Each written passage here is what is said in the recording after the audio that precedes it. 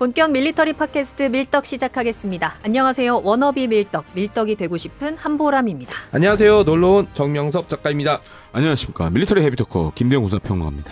저도 다음부터는 위원님처럼 안녕하십니까. 워너비 밀떡 한보람입니다. 이렇게 해볼까요?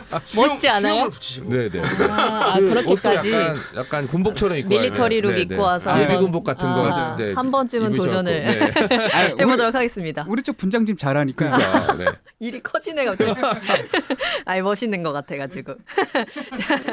근데 정 작가님 네. 정 작가님 이번에 책 하나 나오셨다고. 제가 가끔 제 정체성을 잃을 때가 있긴 한데 말씀드리자면 소설을 쓰는 소설가고요. 이번에 나온 책은 대한민국의 탄생이라는 책입니다. 지금이 이제 광복 80주년 올해가 그러기도 하고 제가 역사를 되게 좋아하는데 가장 피눈물 나는 시기가 대한민국의 항일운동, 독립운동하던 시기였는데 1919년 4월 10일 상하이에서 독립운동가들이 모여서 대한민국 임시정부를 만들게 되거든요. 관련 기록들이 잘 남아 있어요. 어디에서 모여서 누가 참석해서 어떻게 뽑았는지.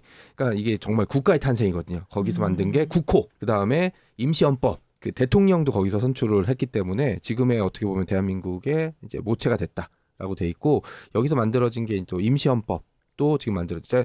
임시헌법의 첫 번째 조항이 민주공화국으로 함이고요. 이게 지금 현재 대한민국의 제1조와 아주 많이 맞닿아 있거든요. 그리고 이제 어떤 시기에서 만들어졌는지, 어떤 과정을 거쳤는지, 일본의 방해를 어떻게 뚫고 만들었는지에 대한 얘기들이라서 재밌게 잘 읽어주시면 좋을 것 같습니다. 고맙습니다.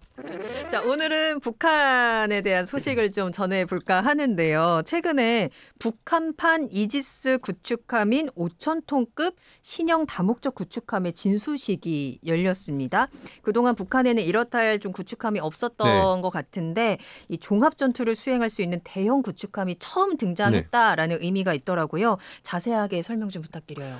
일단 밝혀진 거는 이제 뭐 구체적인 수치는 밝혀지지 않고 진수식하고 배에 떠 있는 사진 정도, 바다에 떠 있는 사진 정도 나와서 나머지는 이제 전문가들이 유추하는 정도인데 일단 작년 12월쯤에 그 진수된 사진이 나왔어요. 근데 뭐 저 갑자기 저걸 왜 만들어 막 이렇게 얘기가 나왔었는데 이번에 바다에 떠 있는 사진이 나왔습니다.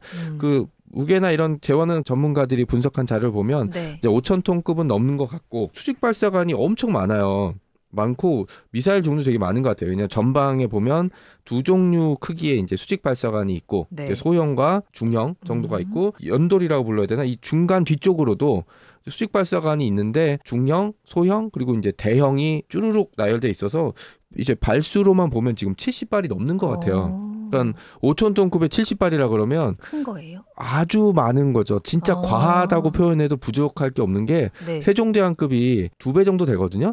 여기 지금 128셀이 들어가 있는데 그때도 과한 거 아니냐고 얘기가 나오는데 이거는 진짜 더 많은 거죠. 심지어 헬기 경납고 자리에도 수직 미사일 발사관이 들어가 있어요. 그러니까 헬기는 착륙은 하지만 안으로 들어갈 수 없는 뭐 그런 거고 아마 소나도 장착돼 있는 것 같고 근접 무기 방어 체계도 설치돼 있는 뭐 그런 느낌입니다. 그래서 북한 해군이 영역도 나눠져 있고 북한 해군이 뭐 덩치를 키워봤자 한미 해군한테는 게임이 안 된다는 건 본인들 알고 있기 때문에 예전부터 뭐 소형 반잠수정, 소형 잠수정 뭐 이런 걸로 했다가 갑자기 이게 나와버렸어요. 그리고 북한 해군이 가지고 있는 가장 큰 배이자 이 위상배열 레이더라고 부를 수 있는 위에 판때기 4개 붙어 있는 거 있잖아요. 요게 이제 위상배열 레이더, 그러니까 러시아제 자슬론 카피판 아니냐는 얘기가 있는데 요것도 특이한 지점이라고 볼 수 있을 것 같습니다. 위원님도 사진 보셨잖아요. 네. 어떠셨어요? 저는 김정은을 이렇게 평가를 많이 하거든요. 아 정말 무서워. 아니 정말 밀덕의 끝판왕이다. 아 진짜요? 그러니까 김정은이 등장하고 나서 만들었던 무기들을 보면 다 어디선가 본 듯한 느낌이 많이 나죠. 막 이것저것 헐리우드 영화 뺏겨서 만든 것도 굉장히 많고. 제가 이렇게 들은 바로는 김정은 라이프 스타일이 주침 야활이라고 그러더라고요. 낮엔 자고 밤에 일해. 그 당 간부들이 죽으려고 그런대요. 왜 다 같이 낮에 자고 밤에 일하면 되지? 그러니까 밤에 일을 하면서 그럼 되겠네. 최고의 솔루션인데 그걸 안 하네. 그리고 보면 김정은 이렇게 대외 행사를 할 때 보면 김정은 앞에 이렇게 컵이 하나 있어요. 그래서 컵에 근데 갈색에 뭐가가 담겨져 있어. 그래서 사람들이 저게 뭘까 해가지고 늘려봤어요. 쫙 늘려봤더니 보약? 콜라. 엄청 좋아해. 콜라에 그 흡연자들 알거든요. 콜라에 담배는 거의 맞아요. 극강이거든요. 네. 제로 콜라를 먹진 않겠죠. 제로는 안 먹죠. 안 먹죠. 그렇죠. 네. 네. 근데 보면은 이번에 그 이지스 북한판 이지스 구축함도 딱 네. 보는 순간 또 쓸데없는 짓을 했구나. 그래요? 돈을 날렸네 네. 얘네들이. 그리고 더 충격적이었던 게 뭐냐면 이게 제가 녹화하기 전날에 국방부 출입하는 기자가 연락이 왔어요. 그 38로스에서 기사가 나왔어요. 배가 나갈 때 터그선이 이제 끌고 이렇게 나갔다거든요. 네네. 그래서 예인선? 뭐 네. 동력이 없다 뭐 이런 얘기 나오더라고요. 그래서 엔진이 없다. 엔진이 없다 네. 뭐 이런 얘기 나오더라고요. 그래서 그것보다는 내가 봤을 때는 거기 항구가 좁아서 우리 해군도 그렇다. 시동 걸고 이 예인선들이 끌고 해서 밖으로 나간다. 넓은 데까지. 네. 근데 미사일 발사하는 걸 보니까 이렇게 수직 발사해가지고 수남식이 올라가잖아요. 그러면서 이렇게 드론이 위에서 상공에서 찍은 게 있더라고요.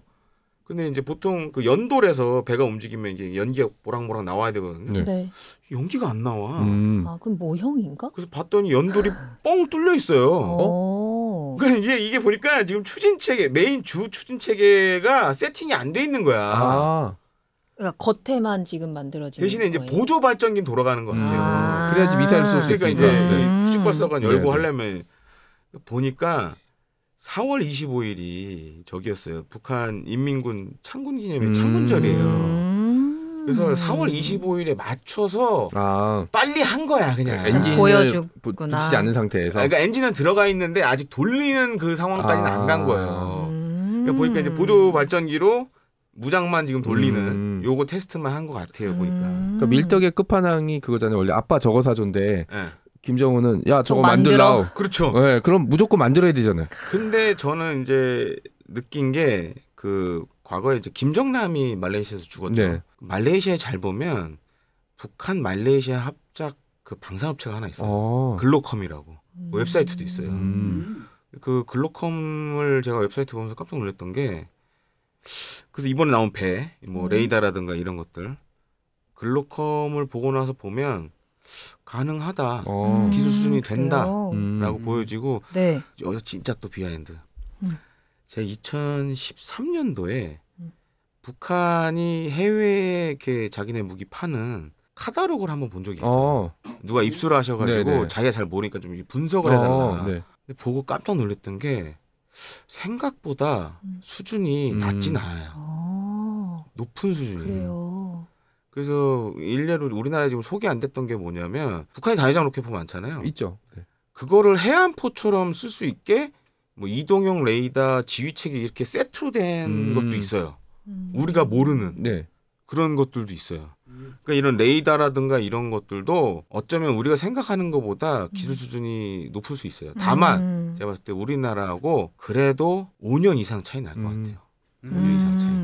근데 이 구축함의 이름이 지금 이제 최현호이거든요.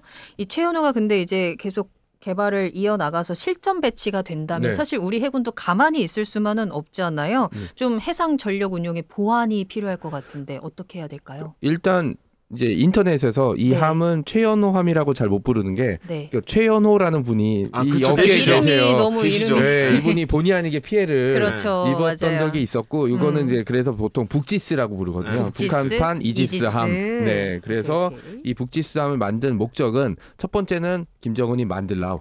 네, 우리도 이지스 구축함. 이게 재미난 기록이 이 5,000톤이 넘으면 동북아 국가 중에 그 동아시아 국가 중에 몽골을 제외한 모든 국가가 5,000톤급 이상을 자체 생산했어요. 한 나라 빼고. 어디냐? 대만이에요. 맞아, 대만. 대만 빼고는 이제 북한도 5,000톤급 군함이 자체 생산을 못한 음. 그 상황이 됐는데 이 배를 왜 만들었냐고 생각을 해보면 저는 이전에 만들었던 그 김군옥 영웅함 과 관련이 있다고 생각하는 게 자세히 보면 그 해상 전력이 밀린 국가에서 많이 쓰는 카드가 이 잠수함이에요.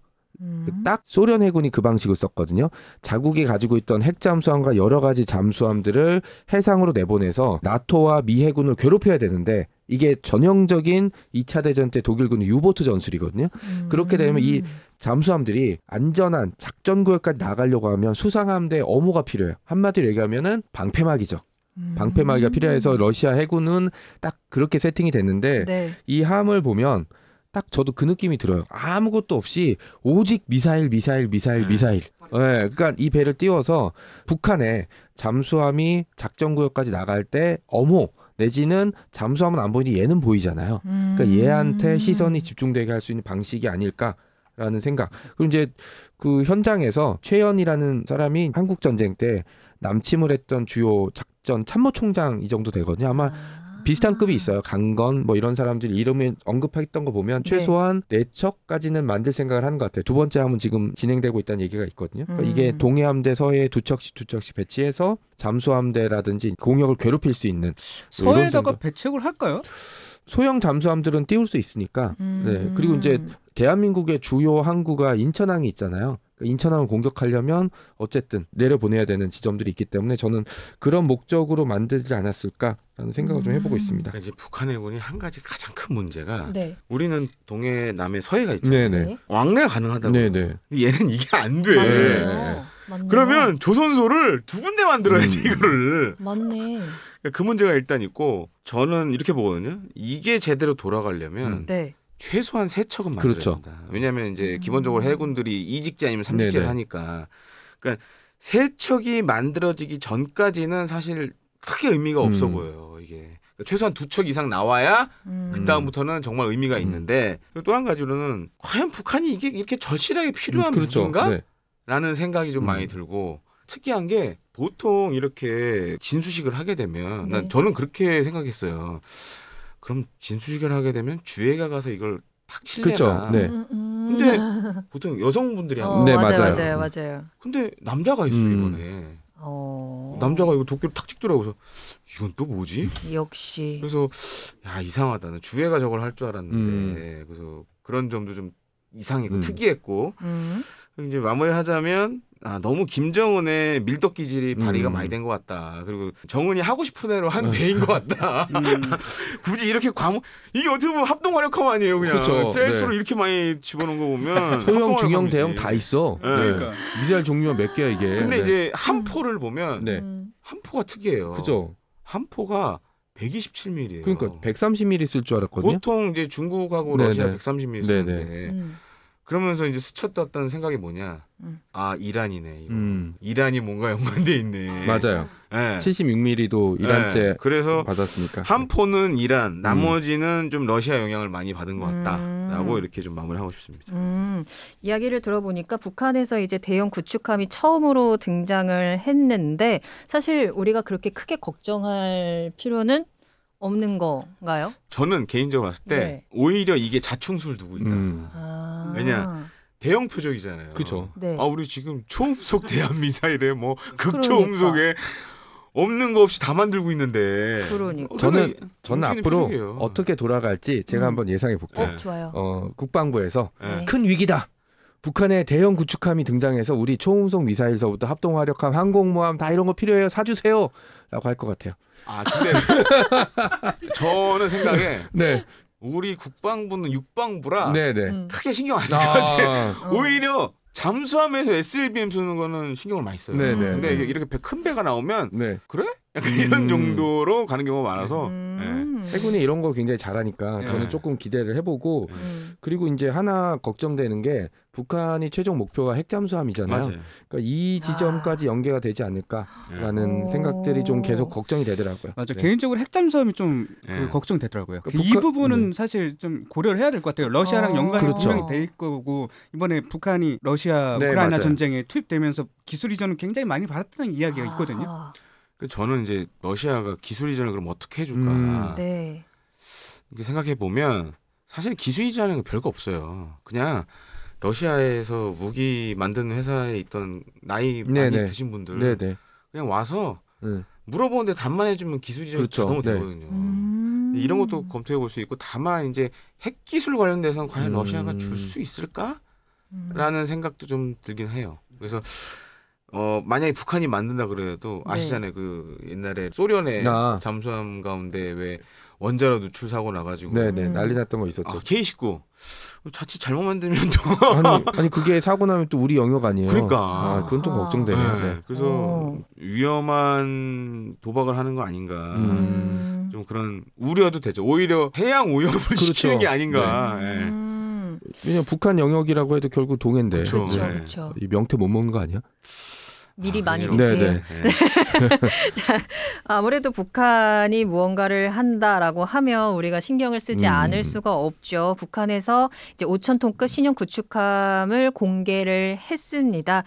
우리가 앞으로 이 움직임에 대해서는 또 핵 잠수함으로서의 연결 가능성에 대해서는 계속해서 주목을 해봐야 될 것 같고 또 우리는 우리대로 우리의 해상 전력에 좀 집중을 하면서 대비를 잘 해봐야 될 것 같네요. 자, 그럼 저희는 다음에 또 새로운 소식 들고 찾아오도록 하겠습니다. 밀리터리 팟캐스트 빌떡 여기서 마칩니다. 다음에 또 만나요. 안녕. 안녕.